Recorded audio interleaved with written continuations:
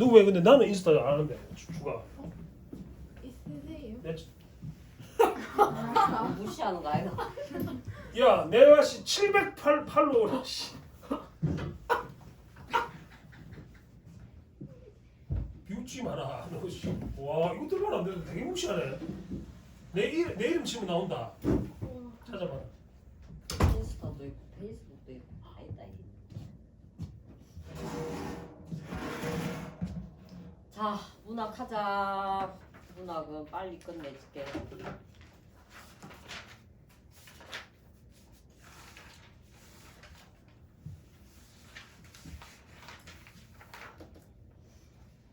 제일 처음 26번에서 28번까지 현대소설 하얀대부터 봅시다. 자, 앞부분의 줄거리에 나에다 동그라미 쳐서 자, 전체 시점이 1인칭 주인공 시점이다. 네, 취재차 중앙아시아로 향하면서 강제 이주된 고려인 동포들의 삶을 목격한다. 그럼 내 직업은 기자 정도 되겠지. 자, 그리고 공간적인 배경이 지금 중앙아시아입니다. 또한 한국을 그리며 말 배우는 아이라는 글을 쓴 고려인 류다. 동그라미 만나길 희망한다. 네, 알마타에 도착한 나는 인근 우슈 토베 지역을 여행하며 고려인 미하일로부터 류다가 이시쿨 호수 근처에 살고 있음을 듣게 된다. 그 밑줄 그어서 이시쿨 호수에 가게 된 이유는 류다를 만나기 위해서. 네, 여기 사람들이 말하는데 그 호수 밑에 옛날 도시가 가라앉아 있다고 그렇게 말합니다. 내가 호수에 관심을 보이자 미하일이 말했다. 미하일의 동그라미 치고, 자, 얘가 나에게 있어서는 정보 제공자예요. 네, 그는 드물게도 서울 동숭동에 있는 해외 동포 교육원에 초청을 받아 어느새 한국에도 갔다 왔다고 했는데 우리말을 꽤 정확하게 구사하고 있었다. 그의 말에 나는 더욱 흥미를 갖지 않을 수 없었다. 호수 밑에 나는 음료수와 함께 나온 깡통 맥주를 한 모금 마시며 그 먼 호수를 머릿속에 그렸다.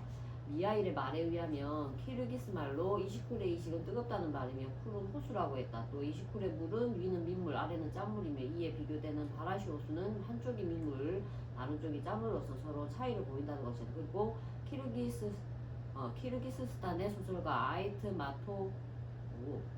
마토프가 쓴 하얀배라는 소설과 들먹거렸다. 부모가 이혼하는 바람에 그 호숫가의 할아버지 집으로 와 살고 있는 한 소년이 호수를 떠나가는 하얀배를 보면서 커다란 물고기가 되어 배를 따라가기를 꿈꾸는 이야기라는 것이다. 그럼 한 소년의 동그라미, 이 소년이 꿈꾸는 거는 하얀배제. 하얀배에 동그라미 쳐서 한 소년하고 연결. 네, 그의 말을 들으면서 난 나대로 학교 시절에 읽은 소설 아멘호수, 하얀배라, 신비하고 아름다운 광경이 내 머릿속을 내 머리를 자극했다. 그러던 나는 한글 선생이나 미하일 누구에랄 것 없이 그곳까지 가볼 수 없느냐 조심스럽게 물었다. 저 밑줄 그어서 결국 내가 호수에 직접 가보기로 하지. 미하일이 들려주는 이야기는 모두 그 호수를 향한 내 마음을 한층 돋기에 부족함이 없는 것이었다. 그래서 네, 호수에 동그라미 치고 내가 가고자 하는 장소입니다. 그런데 여기서 너희들 까먹지 말아야 되는 게 왜 호수에 가고 싶어하니? 류다를 만나기 위해서. 자, 그러나 미하일에 의하면 알마타에서 호수까지는 직선거리는 그리 멀지 않지만 천산 산맥이 가로막혀 있어서 서남쪽 고갯길이 뚫린 곳으로 돌아가야 하기 때문에 상당히 멀다는 것이었다. 그래서 가기가 쉽지 않다는 거지. 산맥하고 네, 상당히 멀다. 세모 쳐놓고 꼭 거기를 가봤으면 하는데 무슨 방법이 없을까요? 나는 한글 선생과 미하일을 번갈아 쳐다보며 간청하다시피 했다. 내 말에 미하일은 한참 동안 생각을 하는 듯 하다가 마침내 자기도 이기 위해 이탈리를 찾아가서 한번 만날 겸 같이 가보자 말했다. 알마타로 가서 차편을 알아보자는 것이었다. 이렇게 나는 정말 뜻하지 않게 그 호수를 향하여 떠나게 된 것이었다. 우슈토베이의 여행에서 얻은 건 적지 않은 셈이었다. 다른 것은 그렇다 치더라도 무엇보다 우리 동포들의 무덤을 보았고 그들이 저 1937년에 내동댕이쳐 버려졌던 처절한 삶의 뿌리를 내리기 위해 광야에 파놓은 갈대 움막집의 흔적을 보았다. 오늘날 그곳에 문을 연 한글 학교도 보았다. 그럼 내가 본 것들 밑줄 동포들의 무덤, 광야에 파놓은 갈대 움막집, 그다음 한글 학교. 자, 이런 것들이 우슈토베 여행에서 본 것들입니다. 자, 그러나 무엇보다도 내 가슴을 뛰게 한 것은 새로운 세계, 산속의 호수를 향해 가게 된 것이다. 산속의 호수가 바로 뭐예요? 20불 호수제.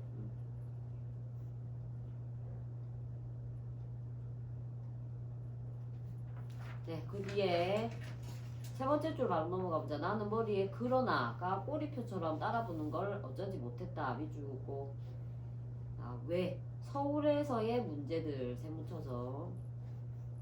야, 서울에 가서 일이다. 나는 그 꼬리표를 떼어내려고 머리를 흔들었다. 그래서 내 머릿속에는 지금 무슨 문제? 서울에서의 문제들이 안 떠나고 머리를 맴돌고 있어요.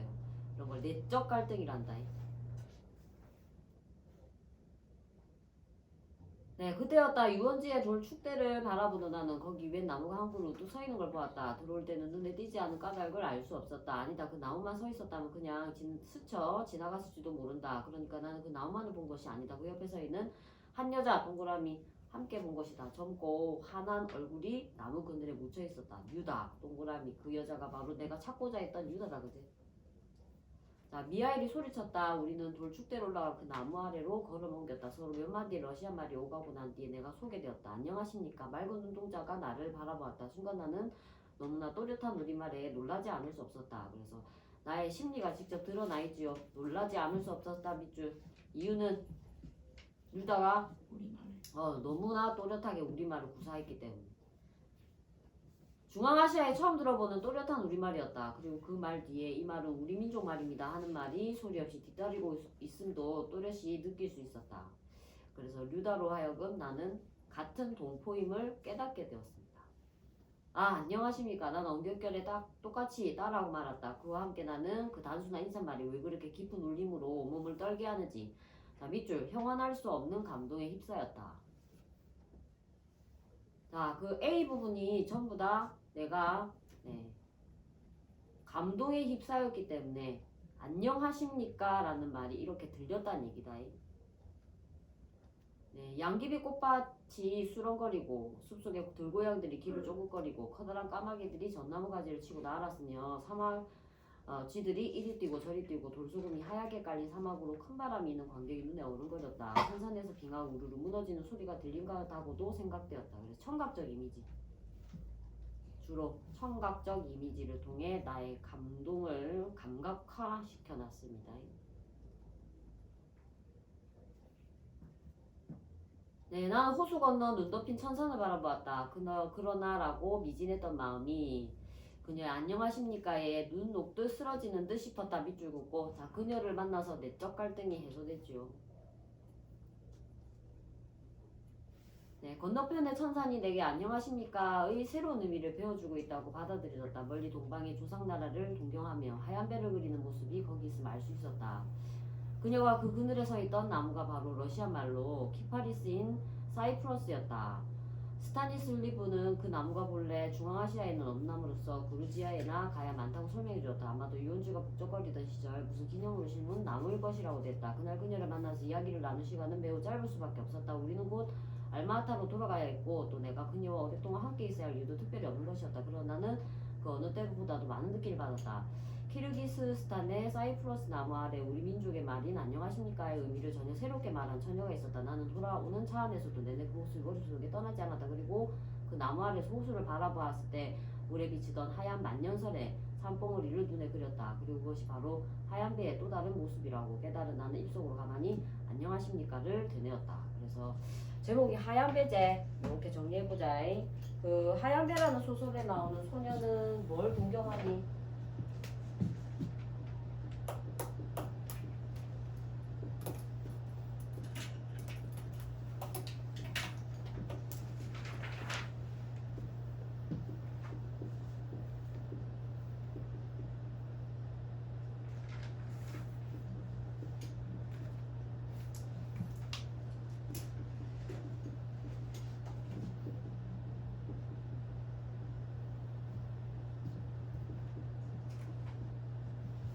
이렇게 정리하시면 되겠습니다.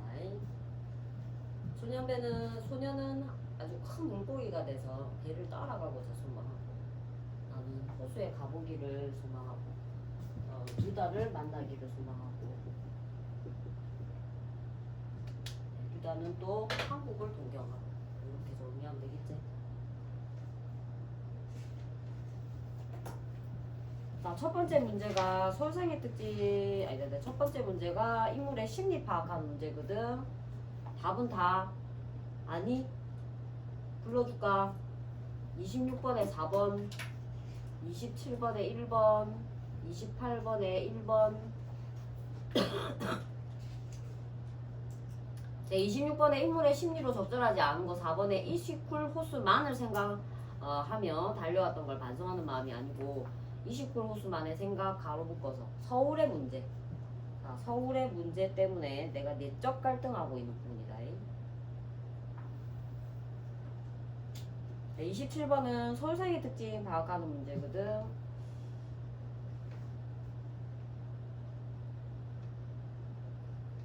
자, A 가봅시다. A는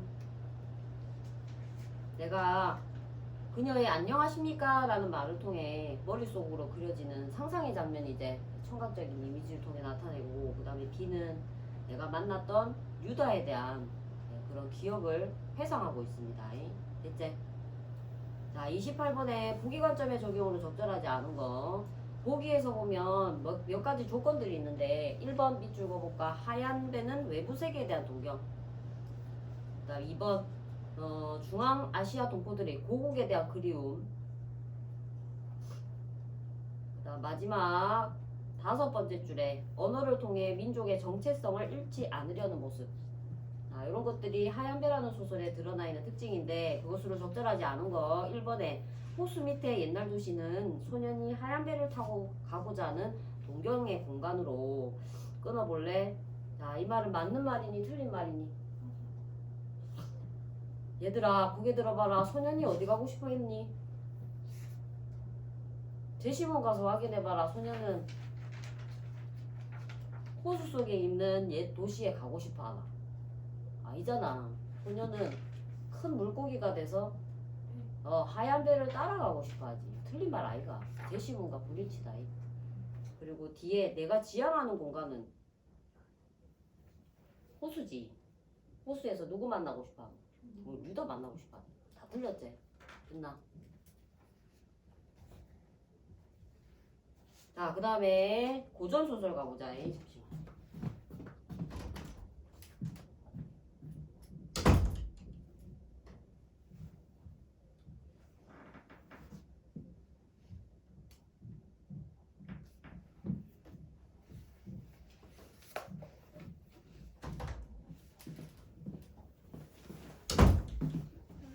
내일은 2020 영상 꺼졌나? 안 찍히고 있는 것 같아. 왜?